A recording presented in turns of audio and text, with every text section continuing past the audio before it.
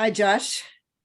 I am delighted that you agreed to join me in this conversation. You and I have been talking for over a decade. You were a union organizer when at college at Yale, and your career as a journalist covering labor and work has blossomed.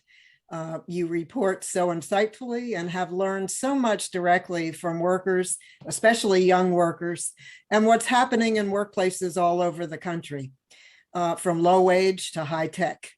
And also you report on the range of dynamic activism going on. You've been following labor policy, especially at the NLRB during different administrations, and you follow what's going on in some state houses around the country. You understand the legal issues like a lawyer, and I always learn from talking with you. I now observe all of this from a distance, no longer as a policymaker, but with the perspective of a long career in labor law and labor relations, first as an advocate, then in government. I see what's going on today with both dread and frustration. Dread about the divides, the hate, the violence, the pain and despair, democratic norms eroding, and democratic institutions under stress. But also with fascination about this historic moment of dynamism in both thought and action, not really seen in a century. I thought that a conversation from our different and across generation vantage points might be of interest to our audience, and fun, at least for us. So thank you, Josh. Thank you so much for having me, Wilma. I have learned a tremendous amount from you over the past decade, and it's a joy to get to have conversations like this, and an honor to be part of this one. Thank you. So shall we proceed with our conversation? Please. You want to start? Sure. So as you mentioned, your career stretches throughout government and outside of government and a slew of organizations, and you found a way, including since leaving the board, to be involved in some of the most interesting things happening in the workplace. I wonder, to start with, about your experience working on models that are alternatives, like this effort to have a works council with a union at Volkswagen, more recently your work on employee ownership. Have those shifted your perspective from how you saw things when you were at the board? Do you see those as an alternative to NLRA unionism or as something else? Well, I have been lucky in my post-NLRB life, and it is true that up until then, my focus had been on traditional labor law, both as a union lawyer and during my nearly 14 years as a member, then chair of the NLRB. Since then, my focus has been on some really interesting kind of projects which push the boundaries of traditional labor law, or things that are occurring notwithstanding the law and its limits. You mentioned two things. About maybe 8-9 years ago, I was asked by the United Auto Workers to work with them when they were engaged in an organizing campaign at the Volkswagen plant in Chattanooga, Tennessee. And they were interested and in dialogue with Volkswagen about trying to set up a German-style works council if they were successful in organizing the plant.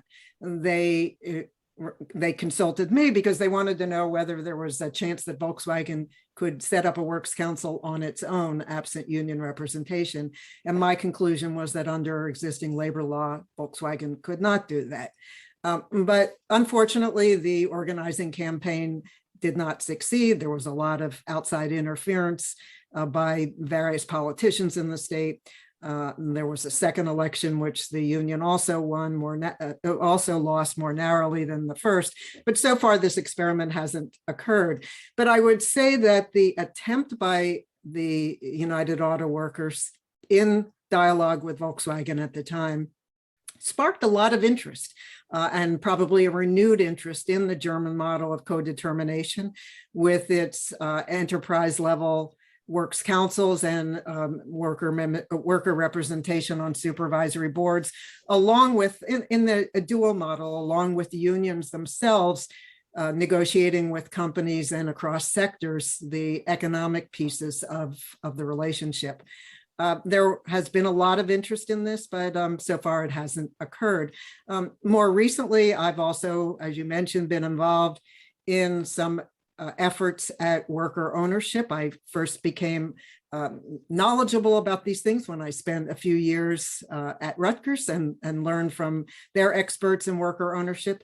More recently, I've been asked to sit on a board of a brand new nonprofit called Ownership Works, which is trying to promote worker equity shares through private equity deals. So I would say about both of these, what's most interesting to me is, and this relates to something else I've done post NLRB. I was asked a few years ago on the occasion of the 100th anniversary of the International Labor Organization to write a paper for a conference that was held in Paris on industrial democracy. Or the labor question that people were talking about a century ago.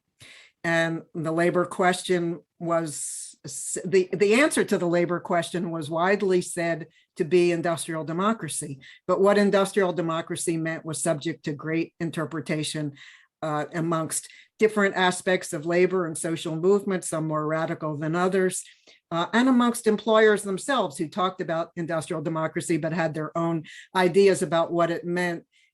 They were hoping, of course, to have some kind of industrial democracy short of independent labor unions or government intervention.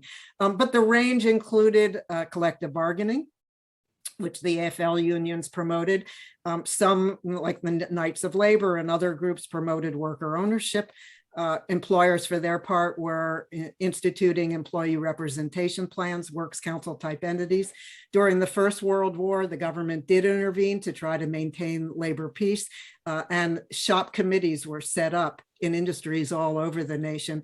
Unions thought that even though these were non-union, there was some hope that they would turn into union represented organizations. That wasn't to happen. At the end of the First World War, the government retrenched. There was repression by government and by employers of labor. During the 20s, the welfare capitalism model took hold, and employers once again instituted a variety of different kind of worker councils, representation plans, profit sharing, et cetera.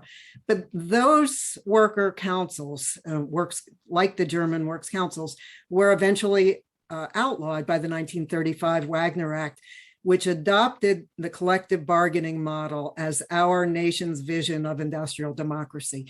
And that is what prevails in the law today. So these other things are, and essentially, I think, an attempt, particularly in recent years, to reimagine different earlier forms of industrial democracy. And that's the piece that I find so exciting. Speaking of this moment that we're in, you referenced, I think, this upsurge that we're seeing around the country in organizing in unexpected places at some of the most prominent, most powerful companies in the United States. It might have seemed safe a few years ago to assume that a labor board vote at a Starbucks cafe or an Amazon warehouse would, at best for the labor movement, seem like a moral victory, a noble failure. But we've now actually seen certified victories at both companies. How big a deal is this long term? And particularly, how significant can the impact of these kinds of wins be in the absence of federal labor law reform? Is there still a catch-22 between an upsurge in worker organizing and a transformation of the labor law, or has that catch-22 somehow been blown up by some of these victories we've been seeing recently? So that's a multi-part question. So where do I begin? And let me just say, let me start with a piece of your first question that I didn't answer, whether I see these other things as alternatives to traditional labor unions. I do not see them as alternatives. I see them as complementary. I think we have a very complex economy, and I think there's room for a lot of different forms of worker voice, worker engagement, worker power. And I think that's what's most interesting about this moment. There is a dynamism of both activism and intellectual thought that we really haven't seen perhaps in 100 years. Certainly this worker activism, which we've seen accelerated, is remarkable. It's really an historic moment. I think it began about 10 years ago, first with Occupy Wall Street, then with the Fight for 15, which started small in New York City and now has grown all over the country and in fact globally. But I think certainly this activism has really been accelerated during the pandemic with the intersecting crises, both of the virus, the attendant economic consequences, the racial justice crisis, the climate crisis, the democracy crisis.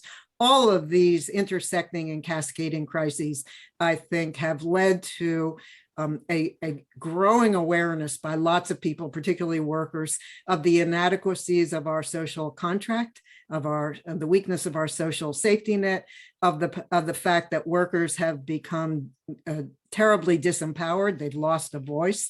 And the tremendous discontent and frustration that has bubbled up. We've seen this not only with the so-called Great Resignation, with people leaving jobs and moving to other jobs, but in the demands for higher wages. Some of that, of course, is a result of the Fight for 15, which didn't result in widespread unionization, but did result in minimum wage hikes all over the country. So I think what we are seeing is a very complex kind of thing. The worker organizing that we see is both with traditional unions and with startup organizations like the Amazon win in Staten Island. But even the year before, the loss at the Amazon Bessemer plant, I think, was significant. Obviously, there's nothing like winning. And winning is contagious, as we're seeing at Starbucks. But the attention that got, both by the media, and I have to footnote here, Josh, that I think reporters like you and other labor reporters who are covering these workplace stories are really a major factor in the growing awareness of the public of the needs of workers. 10 years ago, you didn't see the newspapers and the media plastered with stories about what's going on in the workplace. So I think we're seeing all different kinds of worker organizing, some of it, again, with the goal of collective bargaining, some of it not yet. But this is something that people ignore at their peril, especially the corporate world. So, I forgot to answer your question about labor law reform, and is this a catch-22? Well, compound questions are hopefully more allowable here than in an administrative law judge hearing. Well, I think this is all happening without labor law reform.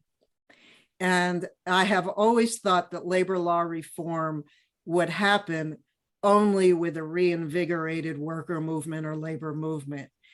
And so, I think it's going to go that direction rather than vice versa. It's a catch-22 in the sense that labor law reform would presumably also catalyze more union organizing. But I don't think, given our deep partisan divides and our deep divides on these kinds of issues, and not to mention the war on government that is so powerful in our country, I don't think that we will see significant labor law reform absent sustained, powerful worker activism.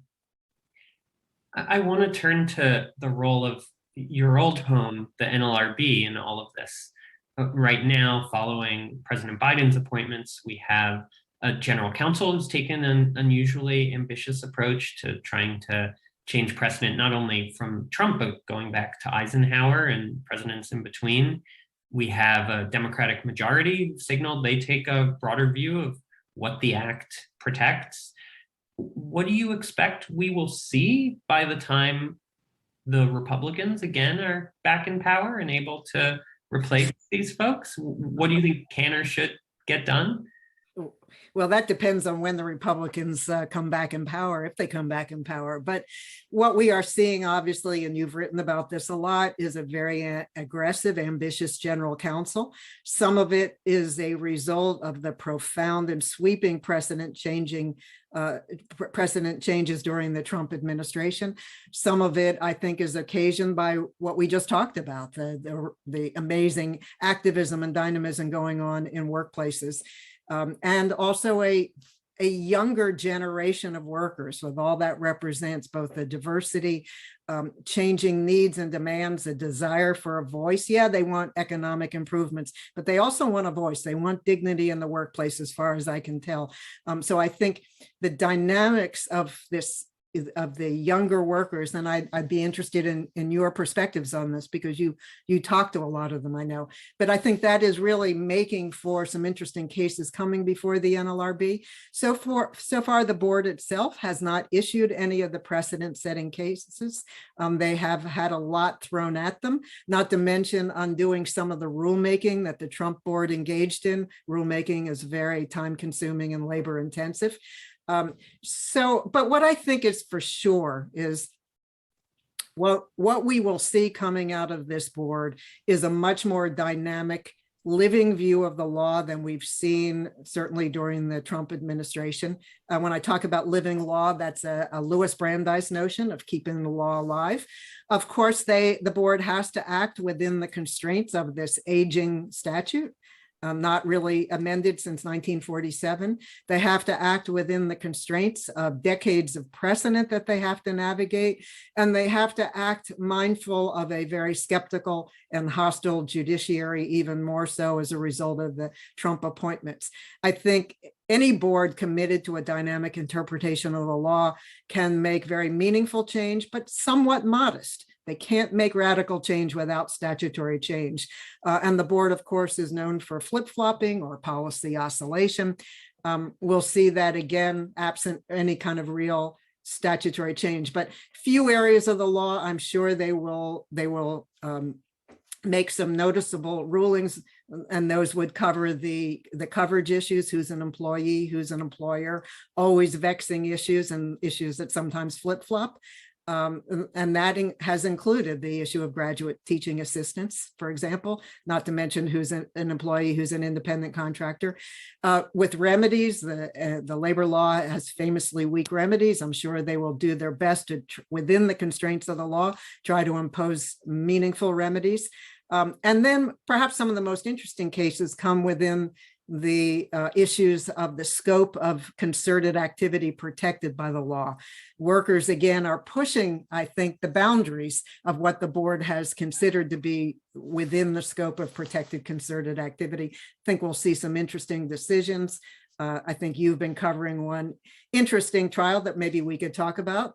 And then last, I think the board certainly will make some rulings or rulemakings with respect to NLRB election procedures and the oversight of permissible campaign interference.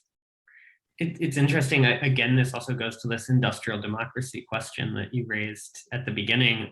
I was surprised reading one of Nelson Lichtenstein's books a while ago to learn just how common that was in US mainstream political discourse a century ago, in a way it isn't now. And it's been interesting for me traveling around the country, talking to Starbucks workers to see what a theme of the campaign, democracy and having a voice in the workplace, has been. That many of these workers have been insistent that there is no particular issue or even set of issues that the company could resolve that would sufficiently mitigate their sense that they need a seat at the table. And they point frequently to Starbucks' invocation of an empty chair that's at the table representing them. And now they're in collective bargaining, trying to negotiate an actual seat in that actual chair with the company.